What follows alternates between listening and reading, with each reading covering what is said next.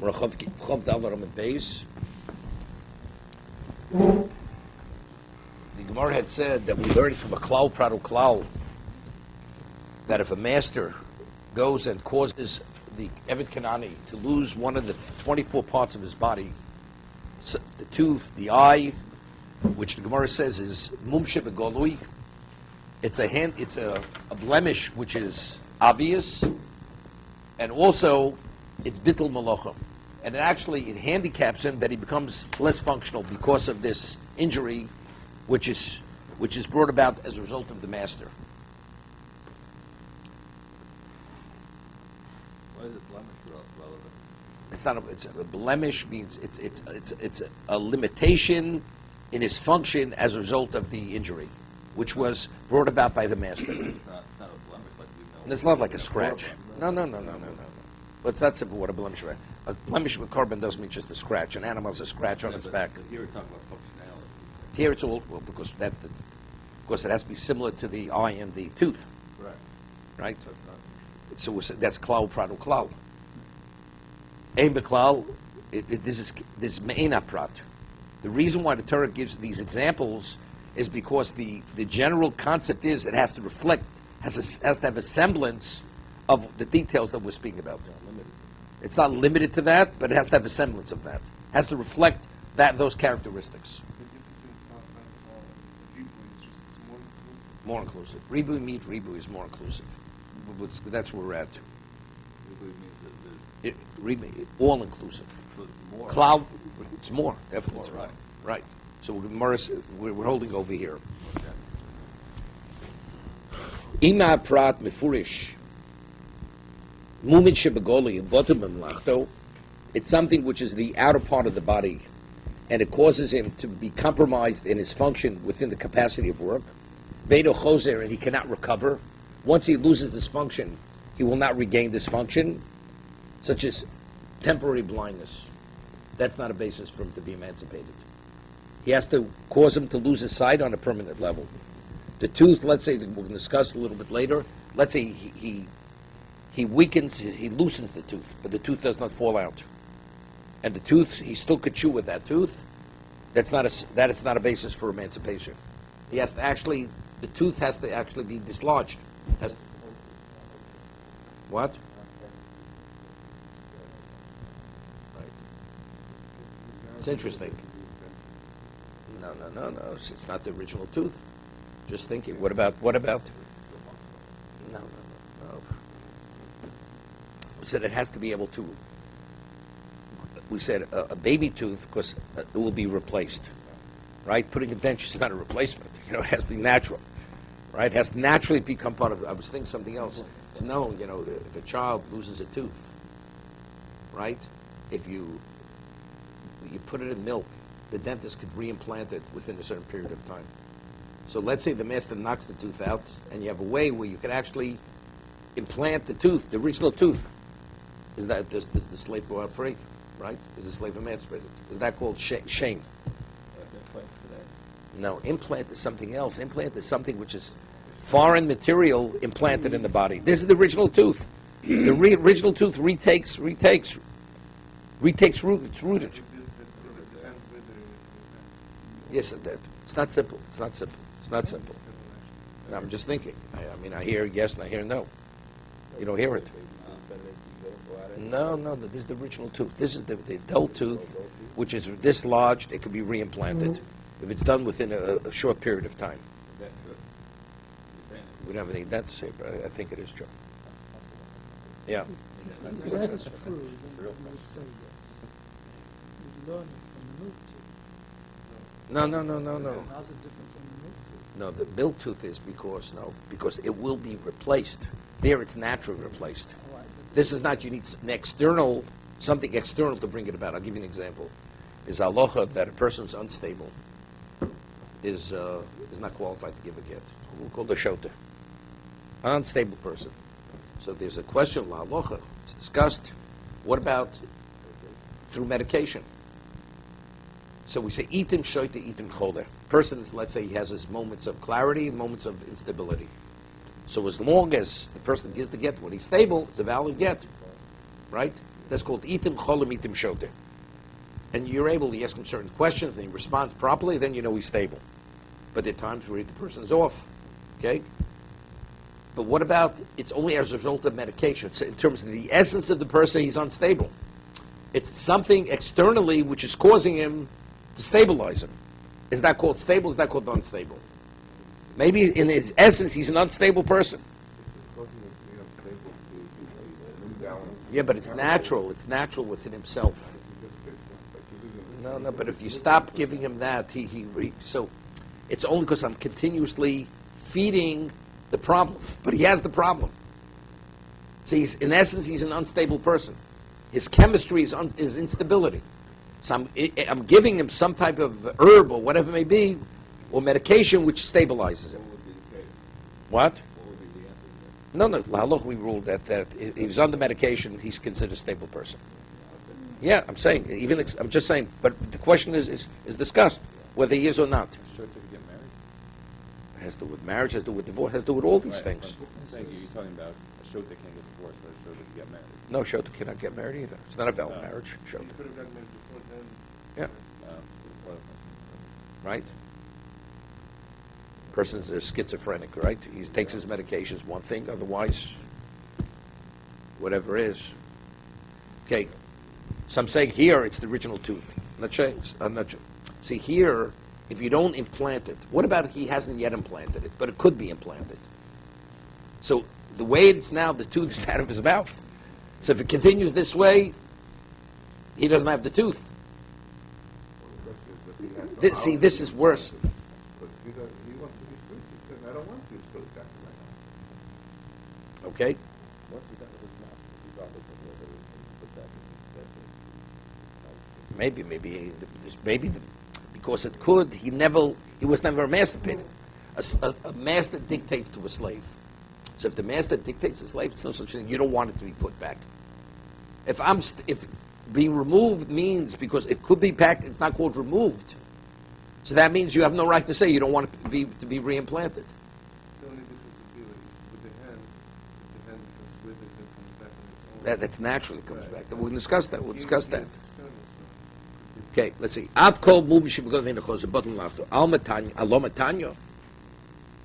But we had learned. Tolash bezikno bedildo lo etzem. Eved yotz belovcherus lechov. Stop. It says a person pulls his slave's beard, and he dislocates his jaw, and ultimately the jaw becomes non-functional. Okay, becomes non-functional. So over there's no bittul malacha. It doesn't in any way infringe on his function as a slave. In terms of malacha, we said a tooth, because the slave has certain responsibilities. He has to chew things for the master. He'll chew on a flax plant. But over here, the jaw, this doesn't interfere with his function as a slave. So why does he go out? If it's based on the klal pradul klal, and it has to have the semblance of the tooth of the eye, that has to do with functionality as a slave. But the jaw, whether the jaw functions or doesn't function, it has nothing to do with functionality as a slave. So why does he go out free? And that more answers because the pasuk concludes l'chovshi yishalchenu. To freedom he shall be sent. So this goes beyond a klal pradul klal. Ribuyahu. This is already a ribuy. This is more inclusive. It includes even a situation where it doesn't infringe on his functionality as a slave. Let's stop for a moment. Stop. Okay? So over here the Rishonim explain. We find throughout Shas, we have Yud Gimel Midas HaTorah in the Dreshus, but there are 13 methodologies through which we interpret the Torah, which is Halacha L'Mishmi Sinai. So there's a Machlokes Tanoim. What was given at Sinai? Klal Pradul Klal, which is more limiting, or Riboy, which is more inclusive. Includes more and we exclude less. It's a Machlokes Tanoim. But yet, in this situation, because the pasuk concludes after Klal Pradul Klal, it says Lachovshi Shalchenu. Everybody agrees that in this context, this is Ribuy. They're only arguing what the methodology is. But if the Torah clearly saying Ribuy, of course everybody agrees in terms of the principle of it. But there can't be two principles of No. The question is, how do I interpret the Torah? Are those two, can you have both of those in the Torah? As one of the, are they both? No. It's either one or the other. It's one or the other. Unless the Torah says, because they can't be both. One's more inclusive than the other. Can't be in the same location. When I read klal pradul klal, do I read that as ribui, miut ribui, or do I read that as klal pradul klal? The same puzzle, same words. Is that called generality, all inclusive, limited, and all inclusive? Just how do I read the words? What do they represent? Here it's clear, because after the Torah says klal pradul klal, it says lachofshi shalchenu. So that's including more. So the Torah is saying, although normally you say klal pradul klal, in this context, it's more inclusive. More inclusive means that if you cause him to become non-functional, although it doesn't limit his capacity as a slave, nevertheless he's freed. 1 second. So Gemara asks a question. No, it's mub shebegolui. It's mub shebegolui. So mub shebegolui. It is a mub shebegolui. It is. No, because you see his jaw doesn't function. We're going to see in a moment. Person goes and hits his slave on the ear, and his ear becomes deaf. He becomes deaf. Right? No, the ear is golui. The ear. The ear represents hearing. So what you damaged was something that you see. The ear represents hearing. So although if you don't speak to him, you don't realize you can't hear. Doesn't make a difference. So here, the jaw you could see. The jaw drops. He can't move his jaw as before. Comes non-functional. Doesn't make a difference. That's enough. That's mubsha begolu.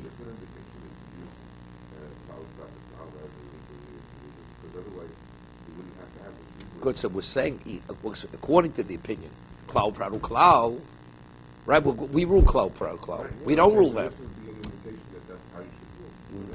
We do rule that way. We do rule that way. But that's what we're saying. That even the opinion of klal pradul klal, where it's clearly indicated it's a ribui. So he's not rejecting the concept. He accepts the concept. They have the arguments, halachah mishum. What was said at Sinai? Was A said at Sinai or was B said at Sinai? But if Torah is clearly stating its point, it's, of course, he agrees, he accepts the principle. Okay, now, said Gemara says, if it's all-inclusive, and we're saying it doesn't have to resemble identically the eye and the tooth, because even though it doesn't infringe on his function, that's sufficient to be emancipated. So if that's the case, afilu birubuyu afilu ikol yodav etzomsav sofa nami. If he injures him and his hand becomes temporarily incapacitated, temporarily non-functional, paralyzed, and ultimately he'll regain his feelings in his hand, it should be sufficient for emancipation. Because we have a ribui, right? Aloma Tanya, but yet we learn differently in the Brisa. He called Yodov V'Tzomsa V'Sofa Lachzor Ein Eved Yossi Bo Lecherus. Right? If he hits his slave, he injures him where his hand is tzomsa. It literally means it dries up. He loses his sensitivity to the hand, and ultimately he will regain the sense. This is not sufficient to be emancipated. But if you have the ribui, even a temporary incapacity, being incapacitated temporarily should be enough. So if you're including, so what am I excluding? What am I excluding if not for this case? So I asked yesterday, maybe what about an internal organ? Person goes and he injures the slave, hits him in the kidney, and the kidney is destroyed as a result of the injury. Right? So maybe that would be enough. Maybe you should go out because now the kidney's not functional. The answer is that's internal. So I have Shein Vayin. But then So the answer, then Ayin would be enough. What do I need? Shein. So because I have two. The Torah goes and presents two issues over here. Okay? So what about the Mum Shabbagali and Ayin is Mum Shabbagali.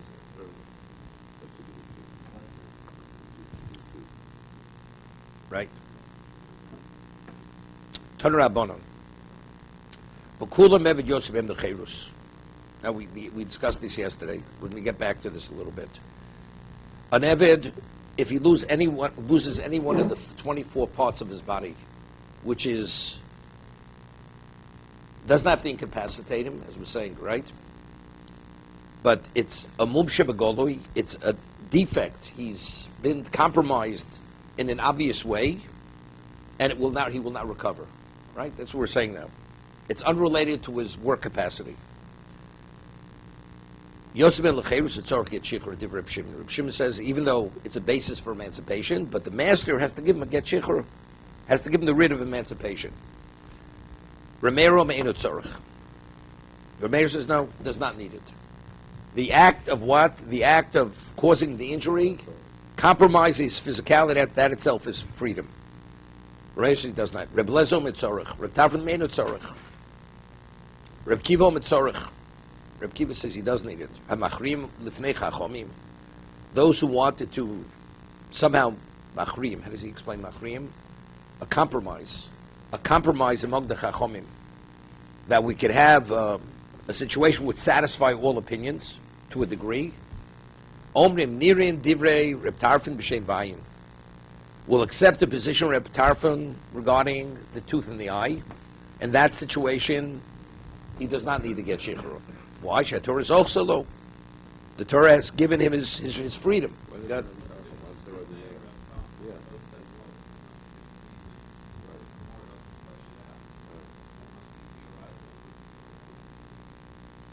Now, each of you bring up a different point. He's asking, what are we speaking about? Reb Tarfon? We had before Reb Lezer, or we had Reb Meir.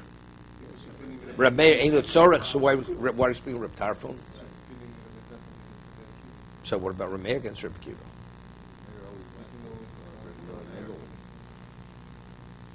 First, Reb Meir was the Talmud Rabbi Kiva. Is this a four-way argument or a two-way? Two-way argument. We have you've got two on the one side and two on the other side there again. On each side. Correct. So we're saying Rabbi Meir and Rabbi Tarfon Of the same. Of the same. Who was the teacher of the two? No, Reb Kiva was the teacher of Meir, not the teacher of Tarfon. Reb Tarfon was a colleague of Reb Kiva. That's why I think that's the reason why we're saying Reb Tarfon rather than Reb Meir. Okay? He's the more senior Reb Shimon says Sorok et Shichur. No, because Reb Kiva is the primary opinion. Halach Reb Kiva mechavei rov v'lo mechavei rov. So that's what we're talking about over here. It's chavei rov, so we talk about Reb Kiva over Reb Shimon. No, some say even so. If we're going to talk about the primary opinion, it's Rabbi Akiva. It's not Reb Shimon. No, we'll say 1 second. So we're saying Nirin divrei betarfen b'shen vayin she'ator zochsalo divrei bekivu shari vorim hol knas chachomim who tomorrow says knasu kroi kodashina. How do you refer to it? It's a rabbinical penalty. It's all based on psukim. Right? Why it's a basis for emancipation. So we mentioned yesterday, Rabbeinu Tam, that since it's not explicit in the Torah, it's derived from the klal pradu klal, or the ribu mit ribui. So what would be if the master would find a slave in the market and says, by the way, you're still my slave. And he sustained an injury through the master, and so what do people know? So he'll claim he's a slave. So as a result of having the document to prove that he was emancipated, that's the only way he can protect himself as a free man. Otherwise, the master will always haunt him and try to reclaim him as a slave. That's Rabbeinu Tam.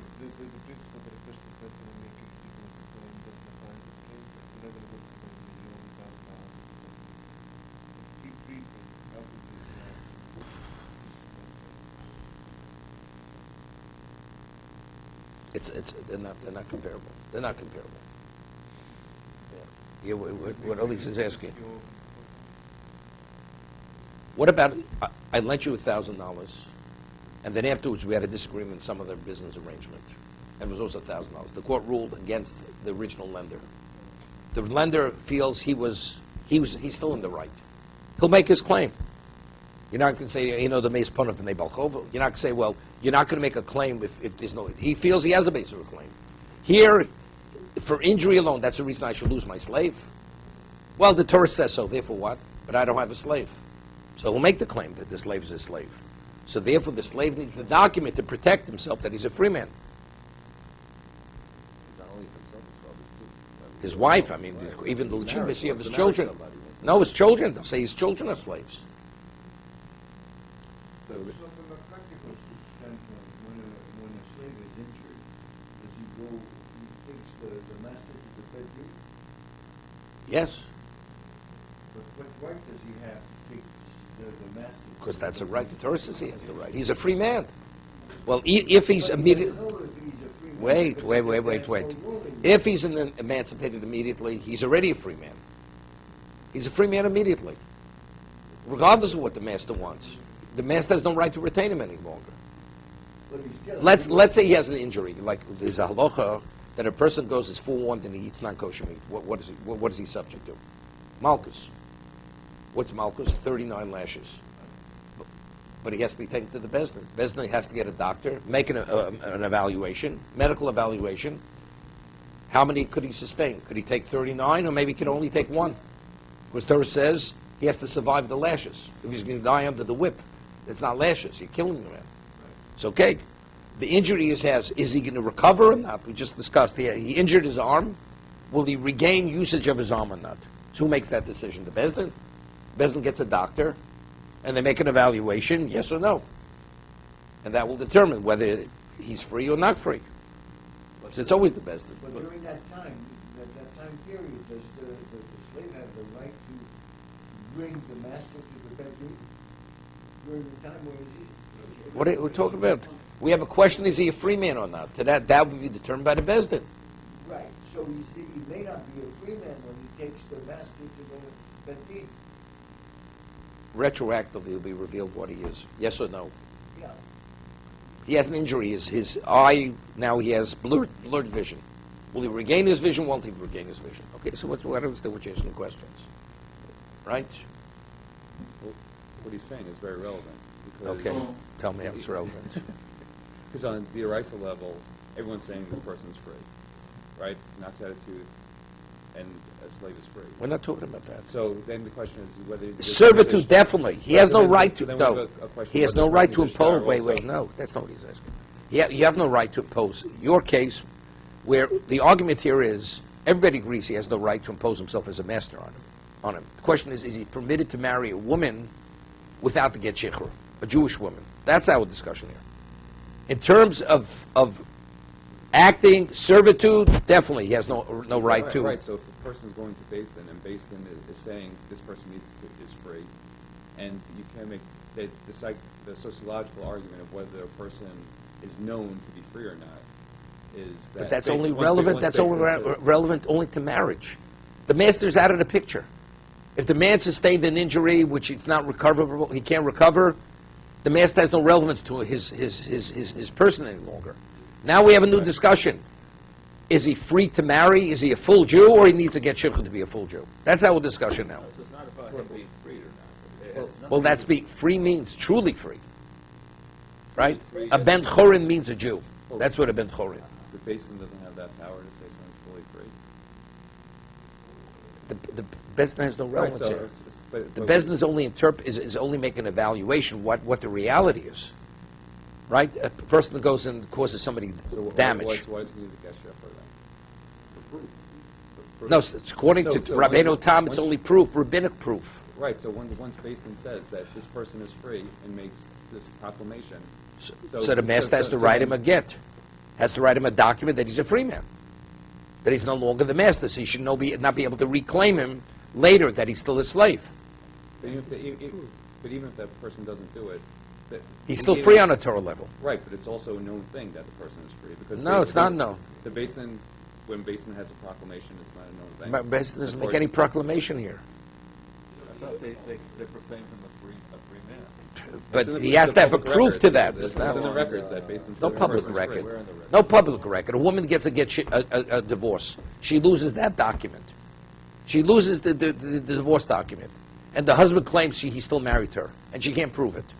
Bezdin will not allow her to remarry. The slave is different because the Basin is saying that the person is injured, goes to Basin comes up with the conclusion, and now it's a known thing that in the courts... What courts? Nothing's known. Nothing's known. Nothing's known. No, because you don't need a Basin for a woman. You're saying Basin doesn't keep records. Rabbi, Get. slave is blinded. What happens? No, if someone gives a get, they don't... Slave is Okay, blinded. let's not get off track here. Well, Let's stay in the bike lane, okay? Let's not get out of the bike lane. But Basin doesn't keep records. Okay. They Of course not. They don't keep records. There's no such thing as records. That's There's a kula initially. Initially there's kula, but then it goes. It's gone. It's over. Who sets the slave free if he's blinded by the man? If he has witnesses that his master blinded him, he's free immediately, according to the one who doesn't need to get shikhr. Immediately. The Torah sets him free. How does he prove the master caused the blindness? So those witnesses go to where? They'll go to Beis Din. I mean, the man claims he's a free man. The master says, I didn't cause the injury. okay. So we have a question. If he didn't cause the injury, he's still a slave. So Let's say another slave knocked out his eye, a third party knocked out his eye. So what is that? He's still the slave of the master. witnesses come to the base And say, we witnessed the slave injuring him, that he lost the function of one of the 24 areas in his he body. goes free He's free immediately. immediately. Well, that's the argument. Free as servitude for sure. Now we have a new discussion. Does he need to get shichrur to marry a Jewish woman? That's the discussion in the Gemara here. Is he free to be a full Jew, therefore he can marry immediately, or no? No, but there was the other issue was that people will think that he's not free because he doesn't have a get That's according to the one who needs, not according to one who says you don't need to get shikhr. The one who says you need to get shikhr, in every case you need to get shikhr, whether it's the eye or anything else. This is the compromise they wanted to make. Something that's explicit in Torah, you don't need to get shikhr, because it's obvious to everyone. Where it's not obvious, that's where you need to get shikhr. But it's rabbinical. 24 of Orah. Right, so that's Rabbeinu Tam. Okay? The Rival learns differently. You know, you weren't here for 2 days, we covered ground. Okay. What about if the slave gets injured in the course of his duty serving his master? Nothing, it's only the master is the one who actually causes it directly. We're going to say, what about through indirect cause? Yes. The Gemara will discuss it. Okay, that's my question. Okay.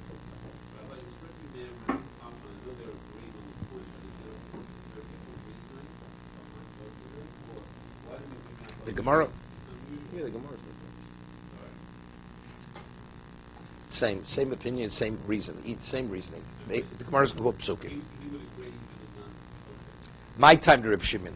Reb Shimon says that that the slave needs to get shikhr. Now, how do we know a slave is emancipated through a get shikhr? We have Gzera Shava, Lola Misha. Okay? So now, we have another way a slave is emancipated, where the master injures the slave.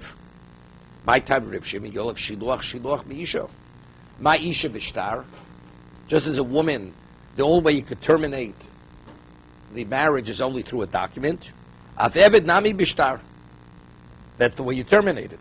So therefore, even though in terms of servitude, he's not bound to the master any longer, but to be a Jew, he needs to get shikhr. As the woman needs to be free to marry another man, she needs the document.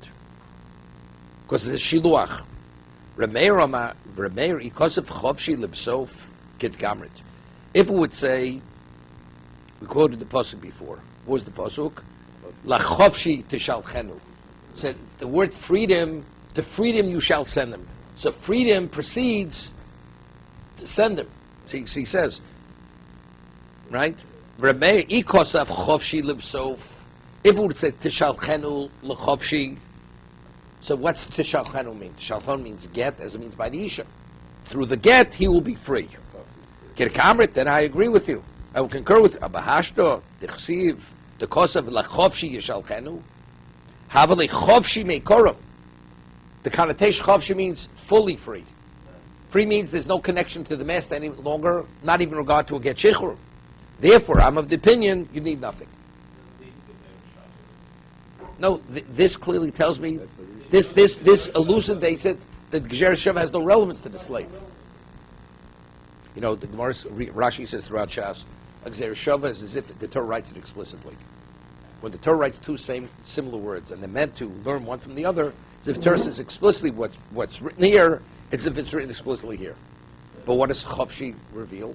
That it's not the case. That Shalchenu has no relevance to the woman. The slave has no relevance to the woman. He's a full free man. It's very strong. Correct. What did Rabbi Shimon say in his defense? The way what I don't understand, if everybody agrees that for servitude, he's definitely not financially indebted to the master. Nobody disagrees. Who said chofshi means free to marry? Maybe chofshi means you're free as a slave. You're no longer the chattel of the master. So if that's the case, the shalchenu remains intact. So I have the shalchenu. So how does he become fully free to be a Jew? That he needs to get shichra. That's the way I understood it. Okay? These two things are not identical. Correct. According to Rabbi Shimon. Correct. The chavshi doesn't necessarily mean to be fully free, meaning no connection whatsoever to the master. It means within the context of servitude. Because it's written that way, it means that. Right. The other way wouldn't mean that. Right. It doesn't get free by having it in. It's not a free because a woman's not a chattel. She'll call me A woman's not a chattel. There's termination of a relationship. That's what a get is. Torah Rabbanan. Just to go back to Rabbi Shimon. So in his understanding, he's contemplating a case where the slave could be emancipated from the control of his master, but that doesn't make him a full Jew. Correct. Correct. If you take a look at Rashi, Rashi says, get shichrur. Rashi says to marry a woman, to marry a Jewish woman. That means full Jew. That's a full Jew. Here Rashi says, tzorket shichrur latiro bebas chorin. That's Rashi. That's to get shichrur. Only for that. To permit him to a Jewish woman. So is there, so just to, according to Rabbi Shimon now, this slave is automatically free from the domination of his master. Correct. If he never got a gift, He remains, his status is Evet Kanani. he's got the mitzvahs Of a woman. Of a woman, correct. We had earlier, we rule, Hamafkir Avdo. Person disowns his slave. Tzorket Shichrur. He needs a writ of emancipation. So what is his status as a person? He's like a woman. No, he's independent. You can't claim a person. I mean, he could sell himself. He could sell himself to a master. Right? Right? But why? Why? No, that's only if he's a Ben Chorin. That's Chatzi Ben. But he's not a Ben Chorin here. He's an Evet Kanani. Bezdin's not going to force this. He's free from servitude. To anybody. Right? He's not bound to anybody. He's a free agent to work, to monetarily, he's the beneficiary of whatever. No, Yoris is a Jewish woman. It's his marriage is not a marriage. Regarding marriage, he cannot. Evet Kanani has no yichus. He has no pedigree whatsoever. You could not get married while he's in this in-between state. Correct. He's a bachelor. No, he could have a woman. He's not in violation. He could have A woman. He's not in violation not a of Jewish woman. not a non-Jewish woman either. A shipcha Canaanist, a Canaanite maidservant he could have. He's willing to breed children for a master, and he could get a fee for it. So it's not a matter. He's permitted to do that. Correct. How would we know he's permitted Because to do that? because the lav of lo kodesh, He doesn't have a fee special. that the lav of prostituting yourself, that's only a person who has a pedigree. This man has no pedigree. Exactly. He's not a Gentile, but he's not a Jew. He's a Jewish woman. He's Jewish woman can't do And that. a Jewish woman cannot do these things. no. He's an Evet Kanani who has the obligation of a Jewish woman. He's not a Jewish woman. So the Jewish woman has these restrictions on her. Definitely. promiscuity. Right, correct. She's only So permitted you do with... not go transfer to him? No, not at all, because he's an Evet Kanani. Because a Jewish woman has an identity as a person. He has no identity as a person. Okay? You can breathe. He could breathe. Yeah, he could breathe. You can breathe.